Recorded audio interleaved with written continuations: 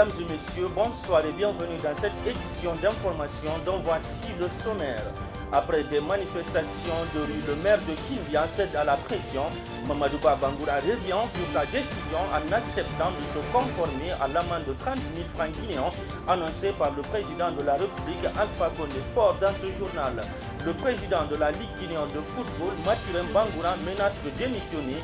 Peut-on penser à l'impact du débat autour de l'indemnité accordée aux anciens gloires de football? La réponse, c'est dans ce journal. C'est tout pour le sommaire. Les détails, c'est dans un instant.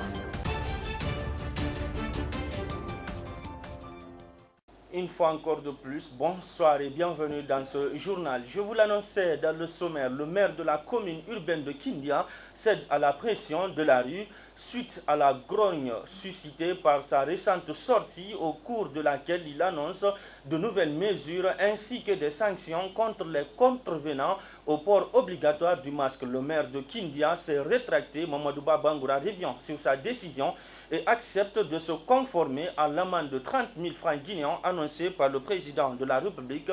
Le commentaire, c'est avec Fatmata Chéri Kamara. 72 heures d'emprisonnement et une amende de 500 000 francs guinéens, c'est la sanction que le maire de la commune urbaine de Kindia avait décidé d'infliger désormais à toute personne qui ne respectera pas le port obligatoire de masque dans cette ville.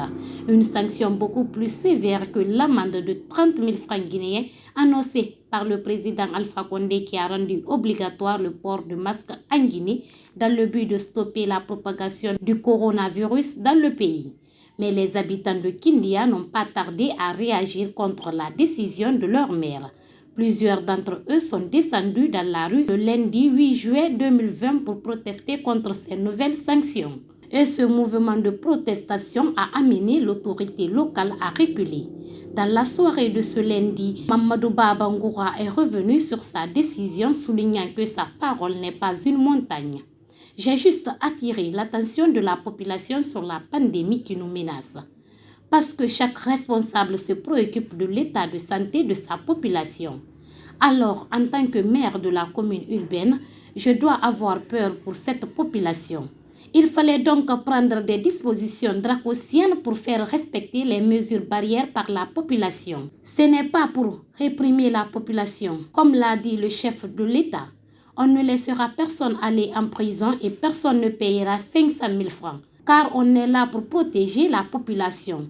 Donc personne n'ira en prison et personne ne payera une amende de 500 000 francs pour non-port de masque, a déclaré le maire de Kindia. A souligné que Kindia est la deuxième ville la plus touchée par la pandémie du coronavirus en Guinée après la capitale Conakry. Restons toujours dans le même cadre de Stop Covid-19, la nouvelle stratégie de lutte contre la pandémie. La Guinée ambitionne d'éradiquer le coronavirus dans un délai de 2 mois. C'est dans ce cadre que les autorités du pays ont lancé officiellement ce lundi 8 juin la campagne Stop Covid-19 en 60 jours. Mobilisons-nous à la direction régionale de la santé de la ville de Conakry. Pendant cette période de 60 jours, les familles des personnes contacts ou des personnes confirmées au coronavirus seront confinées et chaque ménage éligible au confinement sera suivi pendant 14 jours, indique le représentant du ministre de la Santé, Rémi Lama. Insalubrité dans cette édition d'information. À l'approche des grandes pluies, nombreux sont les citoyens qui se soucient de l'état de leur environnement. Ainsi, pour faire face à cette inquiétude, l'association des animateurs de 13 quartiers de Fria a procédé au nettoyage du grand marché préfectoral. Cette opération a connu la présence de certaines autorités de la commune. Notre équipe de reporters était sur les lieux. Suivez le reportage de Madame Gabrielle Medina. De nos jours, le marché central de Fria est envahi par des ordures jetées ça et là. Des mangues pourries, des légumes par terre, des eaux usées, c'est le constat qui attire le visiteur au centre économique de Fria. C'est dans ce sens d'ailleurs que les animateurs des 13 quartiers se sont donné la tâche d'assainir le marché pour veiller à la santé publique des Frias.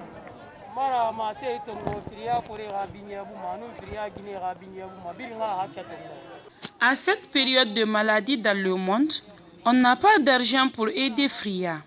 Donc pour ça, nous les femmes de Fria, nous avons décidé de rendre propre la ville avec l'aide des personnes de bonne volonté. Comme tout le monde se réunit au centre-ville, on a décidé de commencer par le marché. Le maire de Fria salue les actes des initiateurs qui ont intervenu en pleine crise sanitaire. Ici, ce sont eux aussi qui sont capables de rendre propre. Il y a des personnes qui font exprès de salir, mais on va faire appel au bureau de marché, surtout aux personnes qui vendent au bord de la route, de toujours rendre propre avant de quitter.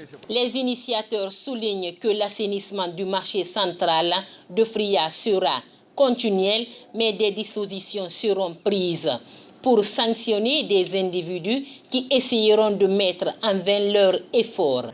On va aller au bureau du marché pour prendre des dispositions contre toute personne qui se rendra coupable du jet des ordures sur les places publiques. Parce que pour gérer Fria, c'est pas facile. Donc on doit se tenir la main pour assainir la ville de Fria. À noter que cette cérémonie de remise a connu également la présence de Madame la préfète qui a salué et encouragé les bienfaiteurs. Restons toujours dans le marché pour dire qu'après l'assainissement, la semaine dernière par l'association des jeunes animateurs de 13 quartiers de Fria, le bureau du marché central a pris des mesures drastiques pour maintenir le lieu toujours propre. Marguerite Mansaré est allée à son rencontre, suivez son reportage. Après l'assainissement du marché par les jeunes animateurs des 13 quartiers de Fria, le bureau du marché compte maintenir ce lieu public toujours propre. Ainsi, ce bureau a pris des mesures drastiques pour l'amélioration de la propreté dans ce marché. Aussi la population. Nous n'accepterons plus cela désormais. Nous irons chaque matin pour vérifier chaque table. Si on trouve des ordures sous la table d'un marchand, on lui imposera des règles. Si elle n'accepte pas, on lui fera remplacer. C'est dans ce sens que l'administrateur du marché s'inscrit. Il laisse également un appel à l'endroit des autorités communales.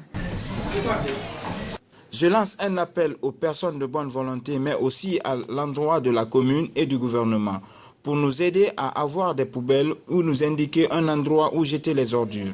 À l'absence de cela, nous souffrons énormément, mais nous ferons de sorte que le marché de Fria soit tout le temps propre. Comme on aime le dire souvent, un corps sain dans un environnement sain. Merci à toi Marguerite Mansaré pour ce élément de reportage. Dans l'actu toujours détournement des deniers publics, dans ce journal, des proches du président de la République Alpha Condé sont accusés de détournement.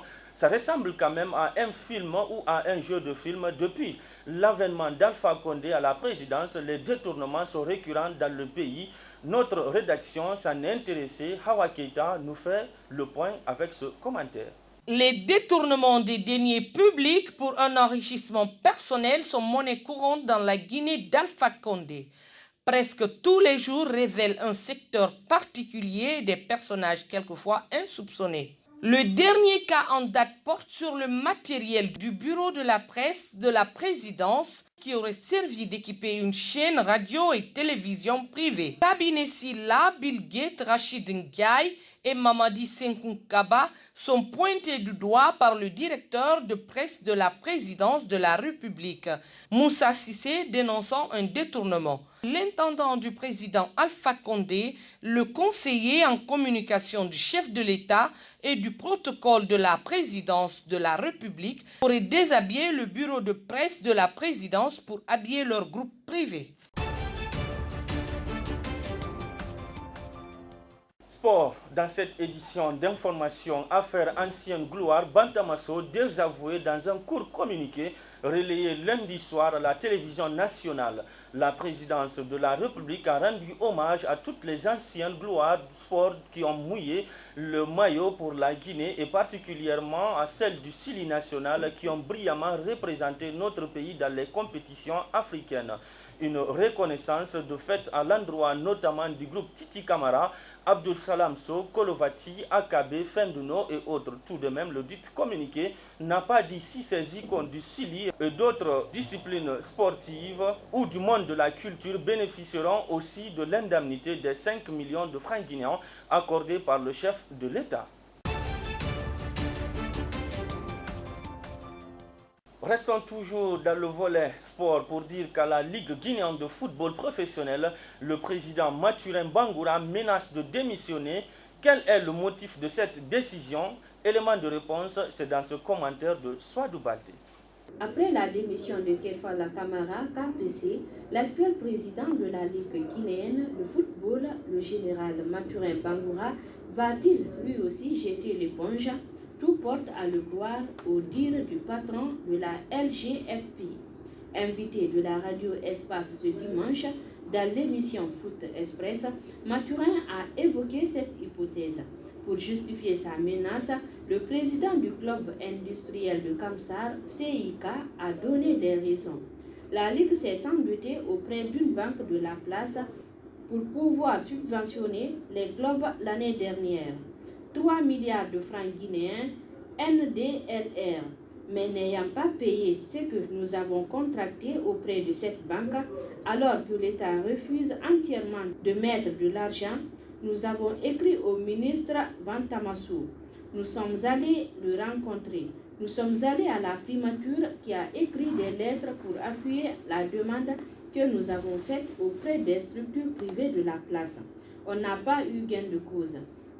Comment voulez-vous que la Ligue guinéenne de football professionnel puisse trouver de l'argent pour financer encore ses clubs? Nous avons envoyé des correspondances à la primature, au ministère des Sports, pour que le gouvernement nous aide auprès des structures qui évoluent en Guinée. Il y a beaucoup de sociétés minières ici. Plus loin, le président de la Ligue guinéenne de football professionnel, qui dit avoir déjà alerté ses collaborateurs, a clairement fait savoir qu'une démission de sa part pourrait tomber dans les prochains jours. Mais c'est ce que j'ai dit, je rends le tablier. Je dis à tous mes collègues, je rends le tablier que je n'ai pas de l'argent pour donner au club. Se dirige-t-on vers une nouvelle crise au sein de la Ligue guinéenne de football professionnel? La saison prochaine s'annonce déjà compliquée pour les clubs. Eux qui n'avaient reçu qu'une seule partie de la subvention 2019-2020 au compte de la saison écoulée. Puis, en dehors de nos frontières, des milliers de personnes ont rendu hommage à George Floyd ce lundi à Houston, c'est au Texas, aux États-Unis, avant ses obsèques plus intimes ce mardi. Plus de 6 000 personnes selon un organisateur ont fait le déplacement pour recueillir sur la dépouille de George Floyd. Cette cérémonie à Houston, ville où il a grandi, était le dernier hommage rendu à Floyd avant son enterrement ce mardi. Que l'âme du défunt repose en paix. Allez, c'est la fin de cette édition d'information. Merci à toutes et à tous de l'avoir suivi. Merci au prince de la boîte pour le cadrage. Merci à Jules Jobelemou pour la régie. Merci à vous, téléspectateurs de Fria TV, qui ont pris la peine de regarder cette édition d'information. Restez chez vous, mais surtout portez vos masques. Au revoir.